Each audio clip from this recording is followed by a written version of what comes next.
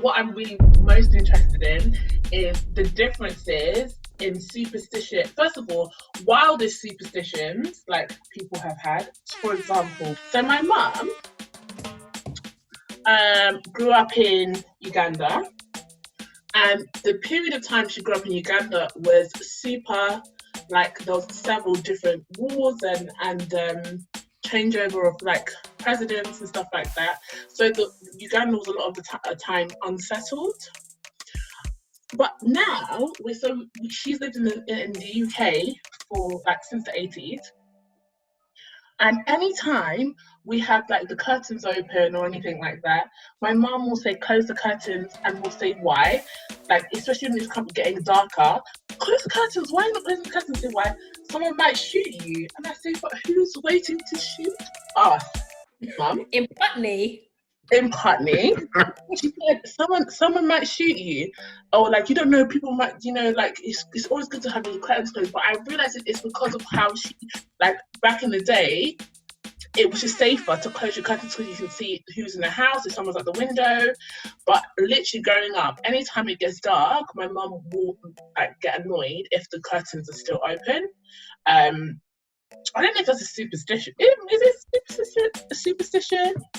Or I don't know, but to me, I find it because it's not supernatural.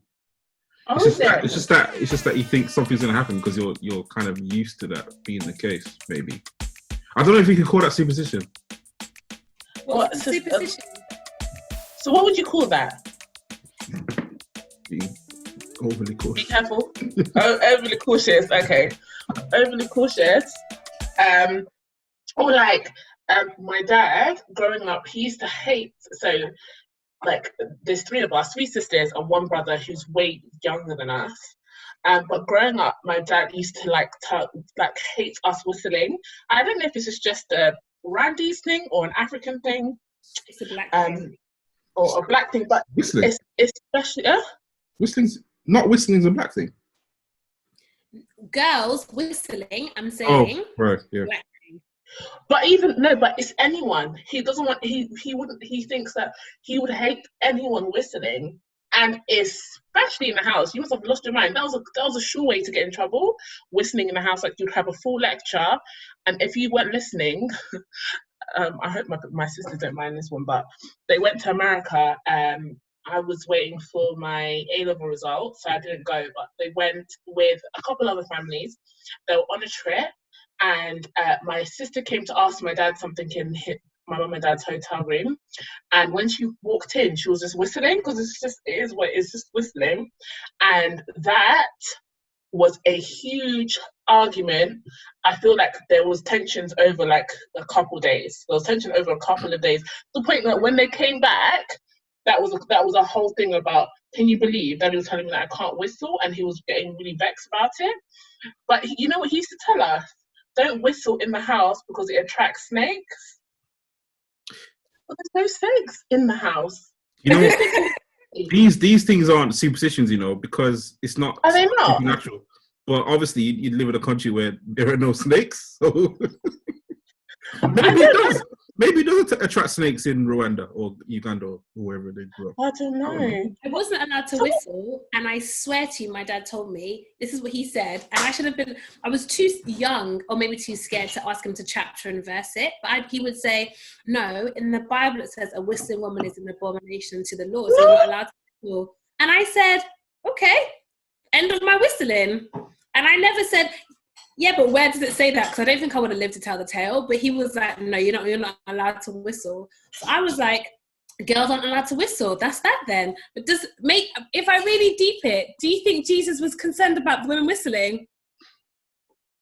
Friends, there's a lot of things. But I think, even just going off that and what you're saying, Lyndon, so I'm a bit confused then, because a lot of my things don't, in the Christian community, we don't really have a lot of superstitions in terms of like having like things about the supernatural, or if you do this. That wouldn't make sense.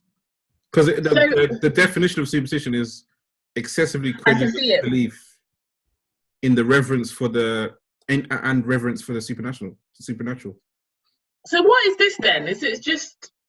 Well, actually, no. It kind of no. It does fall. So the stuff you're saying does kind of fall into that because it's a credulous belief. It's a belief that doesn't really make that much sense. I don't know about that because I know plenty of Jamaicans who love chat about duppy. No, that's superstition. And most Jamaicans are Christian. I would even go to say that a large majority of Jamaicans are probably Adventist because our island is not majority. Probably second or third. Second largest, and every Jamaican I know will chat about duppy. Yeah, that's what I was gonna say about mine. Someone explain that to me. So my grandma, all my life while she was alive, she always had a measuring tape around the banister in her house. I didn't know why. Never understood why, but it was always there. When I got older, tied? Just hanging on the banister at the bottom of. Okay. And it was just there. It was just always in the house. I didn't really think of it, anything of it. When I was older, my mom told me, "Oh, that's because of duppy. It's because of ghosts. That's to keep ghosts away." And I went. So all ghosts are called duppy. In Jamaica. That's the word for ghosts. Yeah, in Jamaica.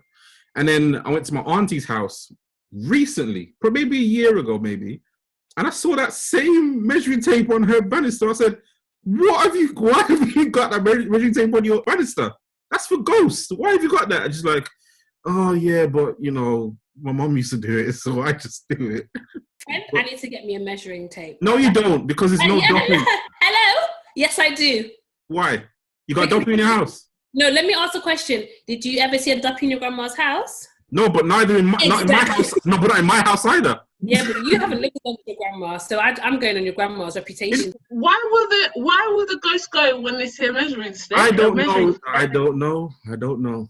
Why, when you walk under a ladder, do you have like 7 years of bad luck? I don't know. It doesn't make sense. You're stupid. You shouldn't walk under a ladder in the first place. Why not? Walk around because you're more likely to.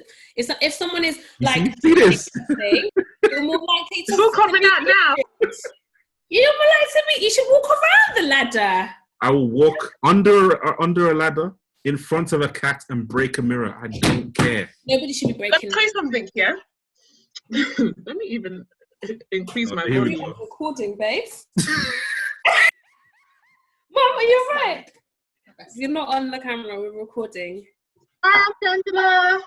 Hello, baby girl. Guys, I'm so sorry. I heard about the barbecue chicken and how long it took you. It took me how long? No, she can. No, she can't. No, because I'm up there for me. Hey. Mum, we are. Hi. And we're recording. We're doing our faces. So we're recording live. And in today's audience is Fabrice's mama. Yes. Hi, lovely studio audience. I love Angela. We're so much alike. Angela, relax. Just relax, Angela. Sorry. Look at Lyndon's face. He's well vexed. I'm not. I'm leaving this in. No, you're not. No, we're not. No, we're not. Are you all right? So how are we doing with Corona? No, babes. We're gonna have this conversation in an hour because we're trying to get through our podcast. Do you? So do you need a live audience participation when it comes to Corona? No, we don't. I think you should have one. Maybe we can discuss that You tomorrow. should do the Black Mother lockdown in Corona. We're actually talking about superstitions today. Black people's superstitions. A whole heap of nonsense mixed up with the Bible. There we go. What a nonsense. Bastard and Kofat story. Bastard and Kofat story. But do you know what, Aunt Angela? Fabrice was saying that she's going to get a measuring tape to put on the banister to make sure that there's no Is it? Can you say duppies or just duppy? Duppy. It's not plural. Well, No.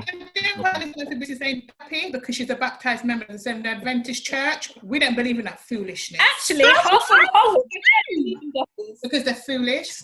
I repeat, it's a mix of cultural beliefs with the Bible. There's no foundation. There we go. There are bad spirits, those that were thrown out of heaven, along with good old Lucifer. I don't believe in duppy. I don't believe in duppy. All right.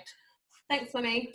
Thank you, Aunt Angela. All right. Whenever you require some more audience participation, do call on me. And there we go. And that's like my grandma was actually Methodist, so obviously she wasn't. Oh, was she? Yeah. Yeah, but she believes in Jesus, so what's her? I don't know. Why do that's people loud. go? I don't know if people believe in ghosts. And that's why I wasn't afraid, and that's why I'm not getting no measuring tape.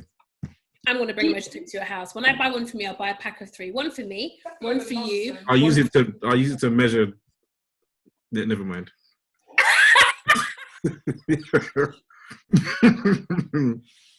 You don't know what I was gonna say. Maybe you should finish your sentence. Okay. Oh. I mean, I'm scared, to be honest. And my mind can't take it. Do you know, I remember my mum doesn't do this, but I remember she saying growing up she used to do this. Or she had done it. It was kind of like a thing, like all her high school friends and stuff like that. But she said that they used to say, if you switch off all the lights in a room and you have a mirror in that room, if you look into that mirror, you will see your husband. You'll see what your husband looks like. So I feel like that qualifies as superstition. Yeah, that's right. Superstition. I think that's nonsense. I don't think that's superstition. That's just foolishness. It is superstition, but it's foolishness and superstition. Superstition and foolishness are the same thing. They're together. But do you know what's so funny? Like that completely contradicts my mum's stories of what she used to do as like a teenager, and like, oh, you can go and see what you're, and like girl used to, oh my gosh, like, I don't know if she ever said that she saw, but like people used to do that. But then my aunt, she's completely opposite. She's super scared, and she was like, she doesn't like, so she's got like mirrors on her wardrobe, and she said that she doesn't like looking in her mirrors when she's in the room by herself or when it's at nighttime, because she feels like her reflection will start moving when she's not moving, and she'll scream. Hold on. She doesn't look in the mirror at any time if she's by herself. She doesn't like to like stare constantly in the mirror. Like she'll kind of look and glance away or like quickly check. But she doesn't like to sit, and you know like how sometimes you can sit and look in the mirror and like, oh, I didn't know this was there. She's not doing that, especially if no one else is in the room or if it's at night. She needs a measuring tape. Very interesting. One for you. She probably would take one. I mean, the only thing that I think is superstition, I don't know if this is a black thing. We were looking at a little picture of my brother, because we were just moving some stuff around in the house the other day, because I'm back home for COVID, and it's a very interesting experience. Very interesting. And we're going to leave that right there. So my little brother had his hair cut when he was 4. And so, like, obviously my parents are Jamaican, and my mum was looking at the photo and she was saying it's so funny because actually I remember Christian having his hair cut and he looks really sad. So he's putting like a sad face. And I said, why is he putting a sad face? She goes, because that was the day he had his hair cut. And we didn't want to cut it before because obviously, you know, they say if you cut the child's hair before they're 2, they won't ever talk. And I said, so what? Oh yeah, have you never had that? That's a very Jamaican thing. If you cut the little boy's hair before they're 2, they won't talk. And so I didn't really believe it, but I'm not going to lie to you. I have a cousin whose hair was cut before he was 2, and he doesn't really talk. You know what's funny about that? My hair was cut when I was 3, but I still don't talk. Imagine if it was cut after. Imagine.